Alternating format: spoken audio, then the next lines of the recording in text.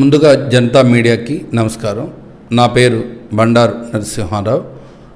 మా గ్రామం ఎర్రుపాలెం మండలం రాజులదేవరపాడు గ్రామం. ఉమ్మడి మామునూరు గ్రామంలో ఉన్నటువంటి ఒక కుగ్రామం రాజులదేవరపాడు.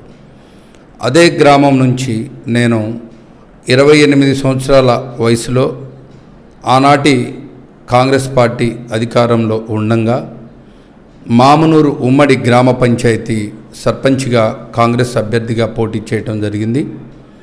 ఆ క్రమంలో నేను ఆ గ్రామం నుంచి సర్పంచ్గా ఎన్నికై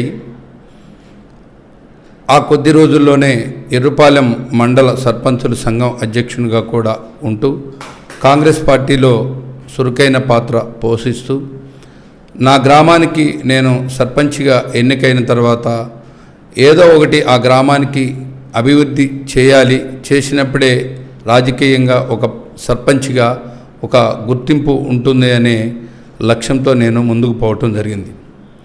అదే క్రమంలో ఇప్పటి తెలంగాణ రాష్ట్ర ఉప ముఖ్యమంత్రులు బట్టి విక్రమార్క గారు అప్పుడు మొట్టమొదటిగా ఈ మదిర నియోజకవర్గానికి రావటం జరిగింది. ఆ క్రమంలోనే ఎమ్మెల్సీగా ఎన్నికైనారు. అప్పుడు బట్టి విక్రమార్క గారితో నాకు ఏర్పడ్డటువంటి సాన్నిహిత్యంతో 2009లో కాంగ్రెస్ పార్టీ రెండోసారి అధికారంలోకి రావటం జరిగింది. అప్పుడు శాసనసభ సభ్యులుగా గౌరవ బట్టి విక్రమార్క గారు ఎన్నిక కావటం జరిగింది. ఆ ఎలక్షన్లో బట్టి విక్రమార్క గారి గెలుపు కోసం నేను కూడా కష్టపడి పనిచేశాను.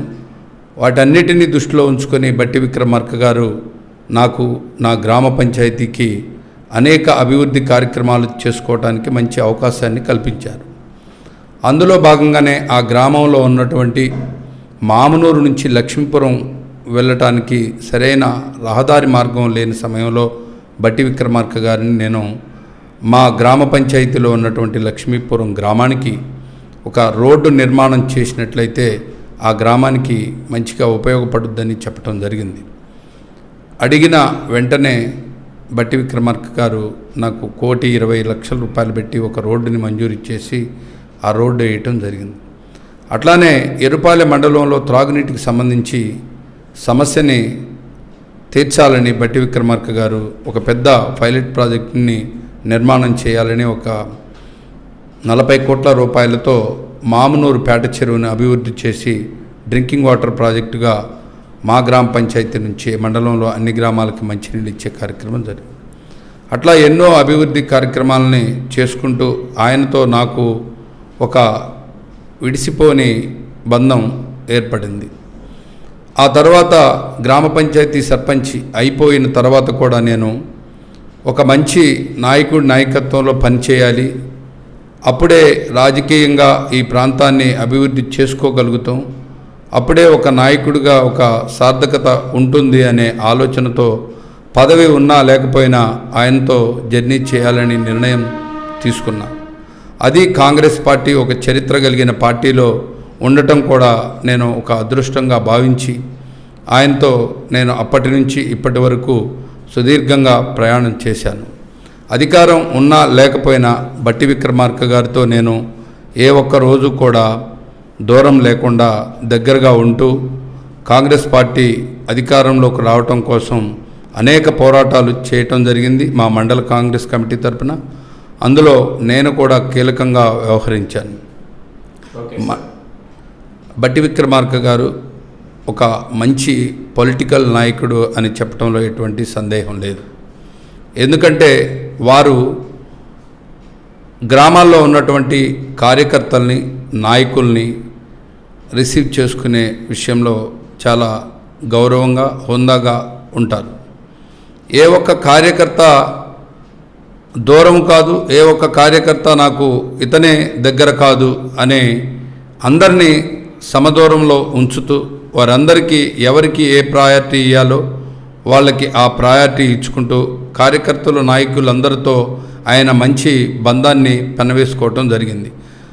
కార్యకర్తలు నాయకులతో బట్టి విక్రమార్క గారి అనుబంధం ఎప్పుడు విడదీయరానిది అని చెప్పడానికి ఉదాహరణే జరిగిన 4 ఎన్నికల్లో బట్టి విక్రమార్క గారు భారీ మెజారిటీతో ఈ నియోజకవర్గం నుంచి గెలవడం కూడా ఒక కారణమని నేను చెప్తా ఉన్నా. సార్ ఇక్కడ జరుగుతున్న అభివృద్ధి కార్యక్రమాల గురించి చెప్పండి.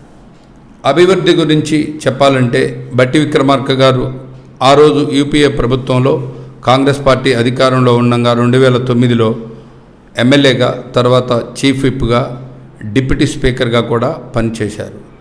ఆ సమయంలోనే మధిర నియోజకవర్గం ఎన్నో అభివృద్ధి కార్యక్రమాలను తీసుకొచ్చి ఈ నియోజకవర్గాన్ని అధిక నిధులు తీసుకొచ్చిన నియోజకవర్గంగా కూడా ఒక గుర్తింపు వచ్చే విధంగా ఈ రాష్ట్రంలో మధిర నియోజకవర్గానికి ఒక మంచి పేరు ప్రతిష్టలు తెచ్చిన వ్యక్తి బట్టి విక్రమార్క గారని చెప్పడంలో ఎటువంటి సందేహం లేదు. ఆయన చాలా తెలివైన వ్యక్తి, చదువుకున్న వ్యక్తి, మేధావి.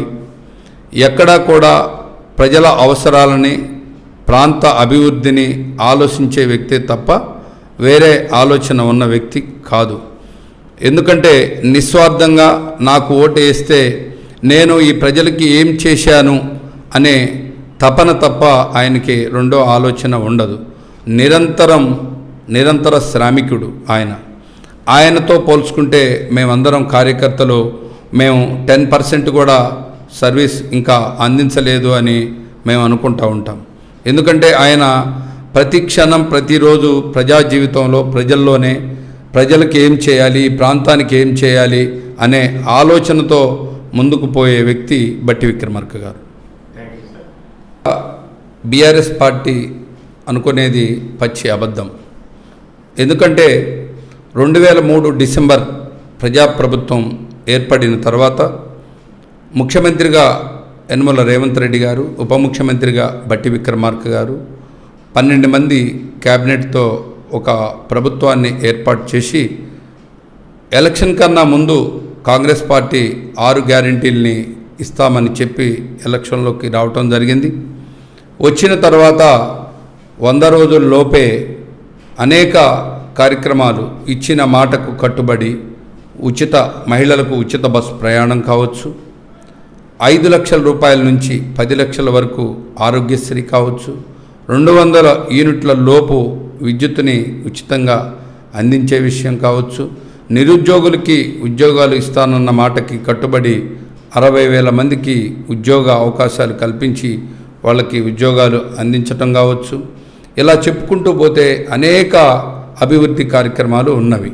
అందులో ముఖ్యంగా రైతులకు సంబంధించి 2 లక్షల వరకు రుణమాఫీ చేస్తానని ఈ దేశంలోనే ఏ రాష్ట్ర ప్రభుత్వం చేయని విధంగా 2 లక్షల రూపాయల వరకు ఉన్నటువంటి రైతులందరికీ సుమారు 21 నుంచి 22 వేల కోట్ల రూపాయలు ఇప్పటికే రైతులందరికీ రుణాలు వాళ్ళ ఖాతాలో జమ చేయటం జరిగింది. ఇచ్చిన మాటకు కట్టుబడి సన్నధాన్యం పండిస్తే వారందరికీ మద్దతు ధరతో పాటు 500 రూపాయలు బోనస్ అందిస్తానని కూడా చెప్పడం జరిగింది. చెప్పిన మాట ప్రకారం ఖరీఫ్ రబీల్లో కూడా సన్నధాన్యానికి 500 రూపాయలు బోనస్ కూడా ఇవ్వటం జరిగింది. అదే కాక ఈ రాష్ట్రంలో, ఈ దేశంలో ఇంత ముందు ఎన్నడూ లేని విధంగా కూడా నిరుపేదలందరికీ కూడా ప్రభుత్వం నుంచి ఇచ్చే బియ్యాన్ని సన్నబియ్యం ఇవ్వాలి. వారందరూ కూడా సన్నబియ్యంతో వారి ఒక జీవితం కొనసాగాలనే ఆలోచనతోటి మంచి ఆలోచన చేసి ఈ రాష్ట్ర ప్రభుత్వం పోయిన నెల నుంచి సన్నబియ్యం ఇచ్చే కార్యక్రమాన్ని కూడా చేసి విజయవంతంగా ఆ కార్యక్రమం కూడా సక్సెస్ అయింది. ఇలా ఈ ప్రజాప్రభుత్వం ఏర్పడిన తర్వాత 5 లక్షల రూపాయల లెక్క ఇందిరమ్మ ఇళ్ళు ఇచ్చే కార్యక్రమం కావచ్చు, పేదలకు సంబంధించిన అనేక కార్యక్రమాలని ఎలక్షన్ కన్నా ముందు హామీ ఇచ్చినవే కాకుండా హామీలో లేని కూడా ఎన్నో అభివృద్ధి కార్యక్రమాలని చేసుకుంటూ ప్రజాప్రభుత్వం ముందుకు పోతుంది. బీఆర్ఎస్ వాళ్ళకి ఏమీ ప్రశ్నించడానికి అవకాశం లేక ప్రజల్లో వ్యతిరేకత ఉంది కాంగ్రెస్ పార్టీ మీదనే ఒక తప్పుడు ప్రచారం చేస్తున్నారే తప్ప అంతకు మించి ఏమీ లేదు. కాంగ్రెస్ పార్టీ అధికారంలోకి వచ్చిన తర్వాత గ్రామాల్లో మేము తిరుగుతూ ఉన్నాం. పేద బడుగు బలహీన వర్గాలందరూ చాలా సంతోషంగా ఉన్నారు. విద్యార్థులందరూ చాలా సంతోషంగా ఉన్నారు. రైతులు, రైతు కూలీలు కూడా చాలా సంతోషంగా ఉన్నారు. అందులో ఎటువంటి తేడా లేదు. వారు భ్రమలుగానే మిగులుతాయి. రేపు వచ్చే నెలలో జరగబోయే స్థానిక సంస్థల ఎన్నికల్లో కూడా కాంగ్రెస్ పార్టీ పూర్తి స్థాయిలో అన్ని స్థానిక సంస్థల ఎన్నికల్లో కాంగ్రెస్ పార్టీ విజయం విజయడంక మోగిస్తుందని కూడా నేను ఆకాంక్షిస్తాను. అట్లానే బీఆర్ఎస్ ప్రభుత్వం, నిజంగా బీఆర్ఎస్ గురించి చెప్పాలంటే 2004 సంవత్సరం కన్నా ముందు ఉమ్మడి ఆంధ్రప్రదేశ్లో తెలంగాణ రాష్ట్ర విభజన డిమాండ్ బాగా ఉండేది. చాలామంది విద్యార్థులు వాళ్ళకి ఉద్యోగాల కోసం మాకు వివక్ష జరుగుతుంది అని తెలంగాణ వాదం ఉండమాట వాస్తవం. అందులో నుంచి పుట్టిందే ఈ తెలంగాణ రాష్ట్ర ఏర్పాటు ప్రక్రియ. నాటి యూపీఏ ప్రభుత్వంలో మన్మోహన్ సింగ్ గారి సర్కార్లో శ్రీమతి సోనియా గాంధీ గారు యూపీఏ చైర్పర్సన్గా ఉండి వారి సారథ్యంలో తెలంగాణ రాష్ట్రంకి బీజం పడింది. అందులో ముఖ్యంగా తెలంగాణ రాష్ట్ర విభజనకు సంబంధించి ఉమ్మడి ఆంధ్రప్రదేశ్లో కూడా ఈ నియోజకవర్గం నుంచి మేము ఓటేసిన వ్యక్తి గౌరవ బట్టి విక్రమార్క మల్లు గారే ఆనాటి ఉమ్మడి ఆంధ్రప్రదేశ్ శాసనసభలో సభాపతిగా ఉండి తెలంగాణ రాష్ట్ర బిల్లును పాస్ చేసి కేంద్రానికి పంపించింది కూడా ఈ నియోజకవర్గం నుంచే.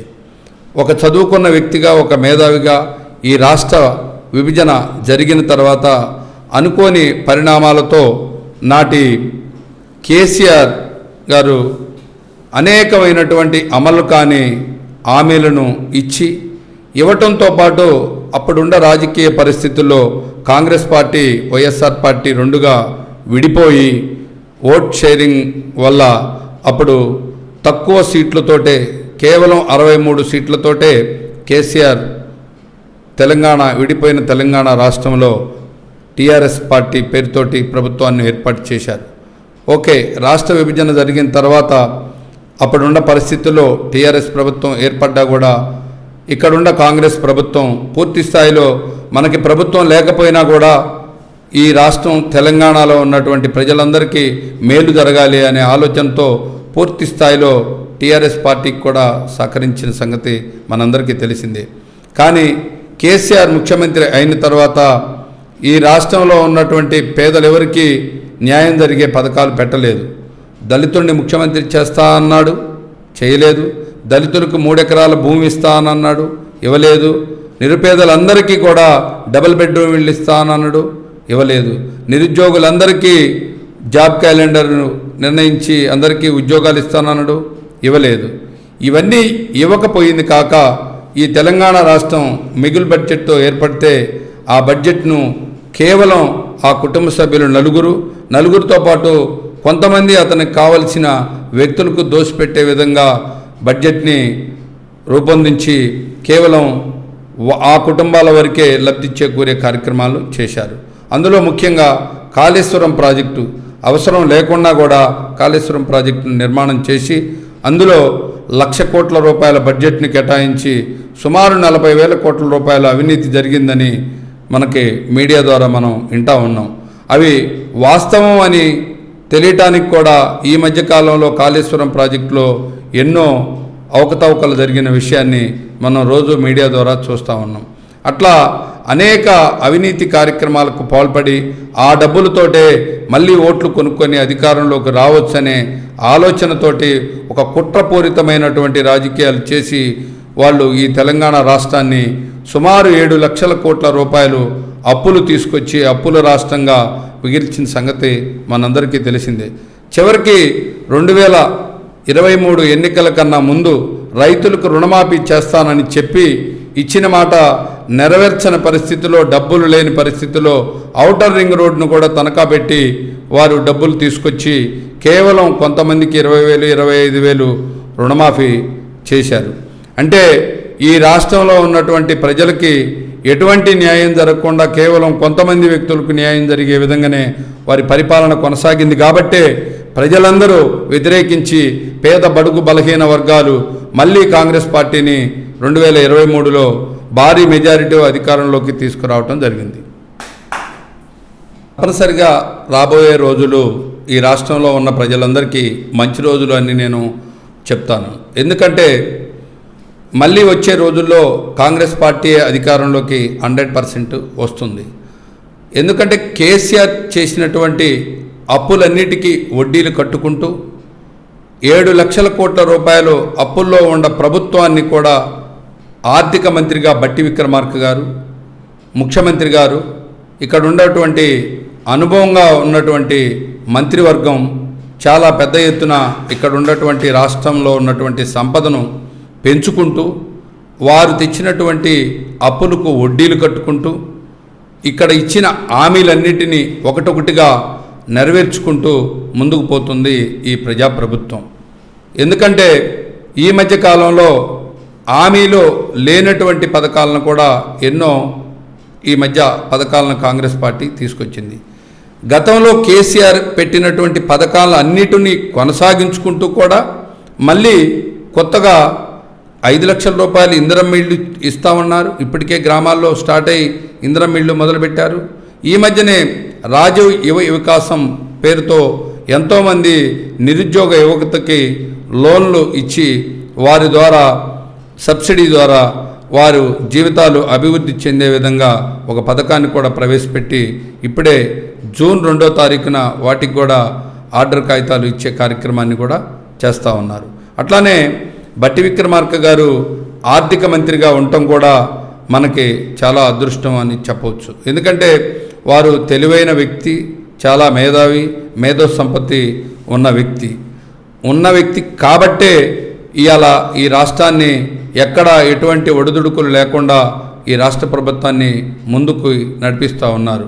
నడిపించడంతో పాటు మంత్రులందరితో సమన్వయంతో ఒకరిని కలుపుకొని పోతూ కాంగ్రెస్ పార్టీ భవిష్యత్తులో కూడా ఒక మంచి శక్తిగా ఎదిగి తెలంగాణ రాష్ట్రంలో కాంగ్రెస్ అధికారంలోకి రావటమే కాకుండా కేంద్రంలో కూడా అధికారం రావడానికి శ్రీ రాహుల్ గాంధీ గారిని భవిష్యత్తులో ప్రధానమంత్రిగా చేయడానికి తెలంగాణ రాష్ట్రం ఒక కీలకంగా ఉండే విధంగా ఈ రాష్ట్రంలో ఉన్నటువంటి నాయకత్వం ఆడ రాహుల్ గాంధీ గారికి చేదోడు వాదోడుగా ఉంటున్న సంగతి మనందరం రోజు చూస్తూనే ఉన్నాం.